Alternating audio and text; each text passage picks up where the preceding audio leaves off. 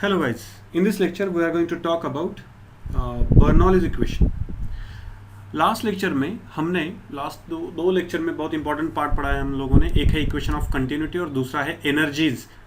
ठीक है ना, एनर्जी इन द फ्लूइड. उसमें हमने इंपॉर्टेंट देखा था प्रेशर एनर्जी, काइनेटिक एनर्जी और पोटेंशियल एनर्जी तो हमें ऑलरेडी पता है. ठीक है ना, हमने किसके बारे में देखा है लास्ट लेक्चर में? प्रेशर एनर्जी के बारे में. तो प्रेशर एनर्जी के बारे में एंड इक्वेशन ऑफ कंटिन्यूटी, इसको पकड़ के today we are going to formulate and prove the Bernoulli's equation. It is the most important equation in the fluid mechanics. अब तक हम जब बात कर रहे थे तो हम स्टेडी फ्लूइड के बारे में हमने हर जगह पे बात की. Now from the equation of continuity we started talking about the fluid which is flowing. हम जो फ्लूइड फ्लो हो रहा है उसके बारे में हमने बात करना शुरू की. तो फ्लोइंग लिक्विड जो होता है उसके लिए एंड स्टेडी लिक्विड दोनों के लिए basically Bernoulli's equation is very important factor. तो इसके बारे में आप बात करते हैं. We'll try to figure out and we'll try to formulate the Bernoulli's equation. ठीक है ना. So Bernoulli's equation and Bernoulli's equation is dependent on Bernoulli's principle. Bernoulli's equation is dependent upon Bernoulli's principle. ठीक है ना. So Bernoulli का principal क्या कहता है? बर्नौली का प्रिंसिपल ये कहता है कि for any liquid, for any fluid the total amount of energy is always constant. Total amount of energy is always constant यानी pressure energy plus potential energy plus kinetic energy, ये तीनों जो होते हैं वो always constant होते हैं. ऐसे बर्नौली का प्रिंसिपल कहता है for any fluid whether it is flowing or whether it is steady, the total amount of energy is always constant. The total amount of energy is always constant. तो ये हमें prove करने की कोशिश करनी है. ठीक है. So we'll try to solve that. ठीक है. So अब यहाँ पे ये देखो, अगर ये फिगर देख सकते हो आप लोग, तो इस फिगर में आप ठीक से देखो कि यहाँ पे ये जो फ्लूइड है, this fluid is suppose flowing in this way. ठीक है ना. इस फ्लूइड, ये फ्लूइड इस डायरेक्शन में फ्लो कर रहा है. ये वाला इसका वन एंड है, ये वाला इसका सेकंड एंड है. अब वन एंड जो है उसका area of cross section A है. ठीक है. एंड वहां से फ्लूइड v1 वेलोसिटी से जा रहा है. ठीक है. ये जो टू एंड है उसका area of cross section a2 है और यहाँ से v2 वेलोसिटी से जा रहा है. ठीक है.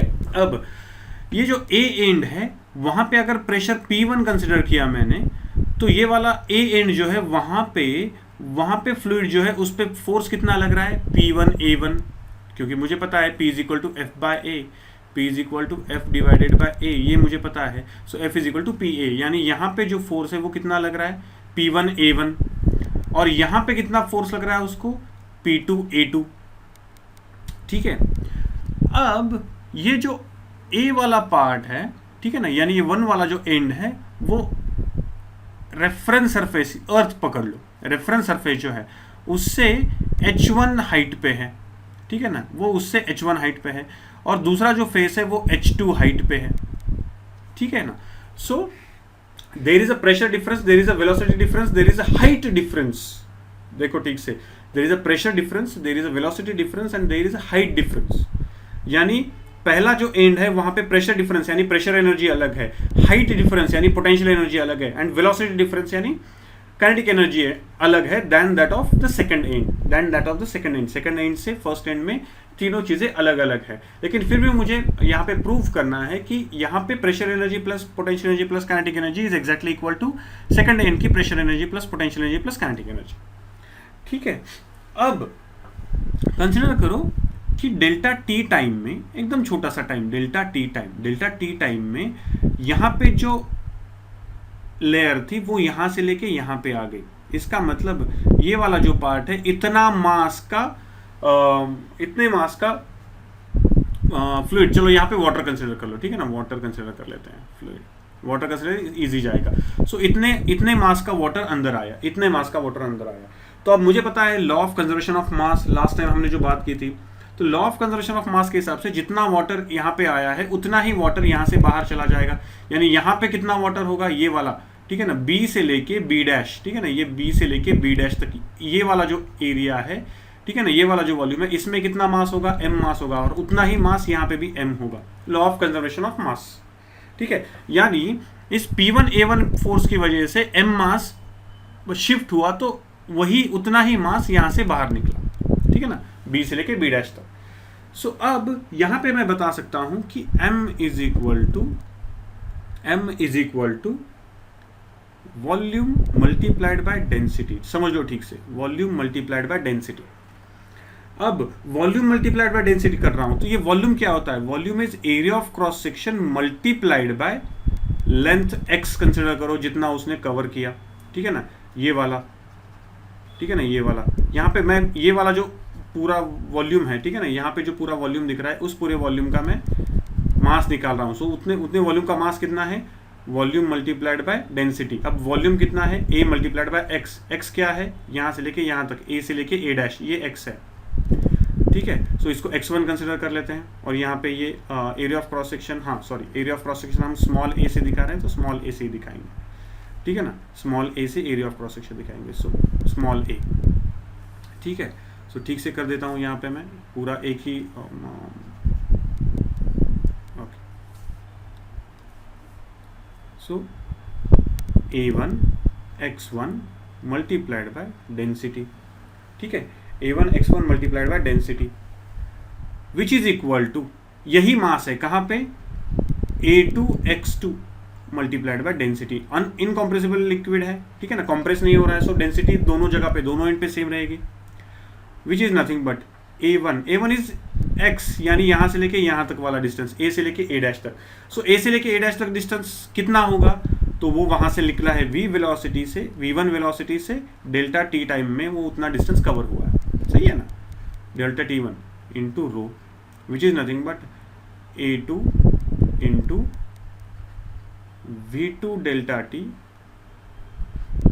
ठीक है, v2 delta t into rho, ठीक है। सो अब मुझे ऑलरेडी पता है a1 v1 is equal to a2 v2 by equation of continuity, ठीक है ना, a1 v1 is equal to a2 v2 equation of continuity. तो ये डेल्टा टी कट जाएगा, रो कट जाएगा, तो यहाँ पे क्या मिला मुझे? मैंने और एक बार a1 v1 is equal to a2 v2 equation of continuity derive कर लिया। और एक बार लगने वाला है मुझे, सो मैंने और एक बार डिराइव कर लिया उसको और अच्छी तरह से, ठीक है। अब एंड ए से लेके एंड बी तक जा रहा है। जैसे मैंने कहा कि दोनों जगह पे हाइट अलग है, यानी पोटेंशियल एनर्जी डिफरेंट है, वेलोसिटी अलग है इसलिए काइनेटिक एनर्जी डिफरेंट है, और प्रेशर अलग है इसलिए प्रेशर एनर्जी भी डिफरेंट है, ठीक है। तो यहाँ पे ट्राई करके देखते हैं, डेल्टा काइनेटिक एनर्जी यानी change in kinetic energy is equal to kinetic energy at B minus kinetic energy at A, ठीक है ना, kinetic energy at A. Okay, so kinetic energy at B is 1/2 mv square, right? 1/2 mv square, and kinetic energy at B 1/2 ma square, सही है ना। so यहाँ पे क्या लिखूंगा मैं? 1/2, दोनों जगह पे मास तो सेम ही होगा, ब्रैकेट में v2 square minus v1 square, सही है, v2 square minus v1 square. अब यहाँ पे इक्वल टू कर देते हैं। इक्वल टू करने के बाद m की वैल्यू पता है मुझे, ठीक है ना, m की वैल्यू कितनी है? m की वैल्यू इज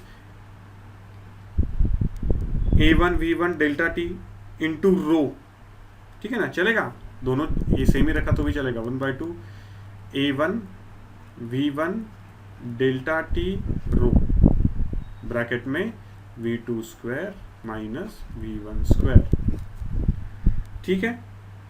ये आया चेंज इन काइनेटिक एनर्जी। अब चेंज इन पोटेंशियल एनर्जी निकालते हैं। So delta PE change in potential energy. अब चेंज इन पोटेंशियल एनर्जी, दोनों की हाइट में डिफरेंस कितना है? एक की हाइट है h2, दूसरे की हाइट है h1, b की हाइट h2 है, a की हाइट h1 है। तो यहाँ पे क्या लिख सकता हूँ मैं?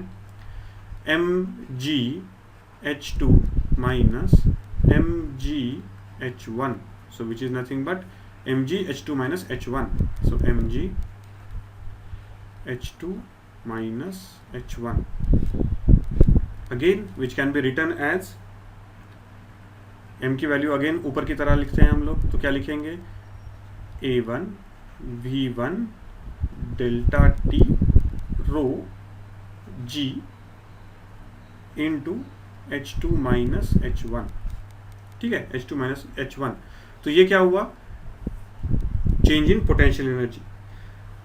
अब यहाँ पे ठीक से देखो कि यहाँ पे P1 A1 ये जो फोर्स है इसने वर्क डन कितना किया, इस फोर्स की वजह से फ्लूइड का फ्लो कितना हुआ, x डिस्टेंस कवर किया। वैसे ही यहाँ पे P2A2 ये वाला जो फोर्स है इसकी वजह से x2 डिस्प्लेसमेंट हुआ। सो work done, total work done कितना होगा, ठीक से देखना, टोटल वर्क डन कितना होगा। So total work done will be equal to work done on fluid at A minus work done at fluid at B। सही है। सो नेट वर्क डन कितना होगा, net work done, so net work done eight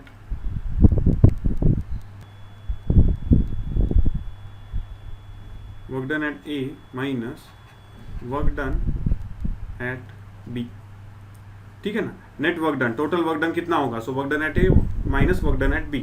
तो work done at A कितना हुआ, तो work done at A means force multiplied by displacement. Force कितना लगा उसको, work done at A P1 A1 इतना फोर्स लगा उस पर, ठीक है ना। फ्लूइड पे कितना फोर्स लगा, P1 A1, ठीक है। एंड डिस्प्लेसमेंट कितना हुआ उसका, V1 डेल्टा टी, ये हम बात कर चुके हैं इसके बारे में, डेल्टा टी, ठीक है।